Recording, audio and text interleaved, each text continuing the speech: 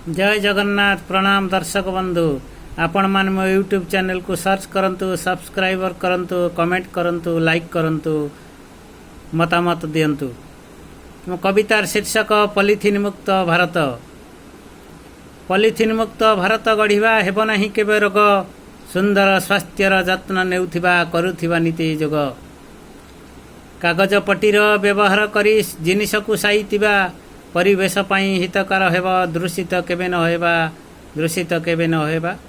जैव संतुलन, वायु अम्लजान प्रचुर तैयारी हेब, सबुज वृक्षर शोभा बढ़ाइबा, वंचित रहिबे जीव।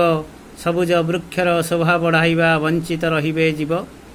मलेरिया डेंगू निपात होइब, शोइले मशारी टांगी पाइखानाटीए तैयारी करिबा, परिष्कार हेबा लगी। स्वच्छ भारतर नारा देई आमे जितिबा सभिंक मन। ओडिशा माटीर 4 कोटी जन करंतु एहा पालन।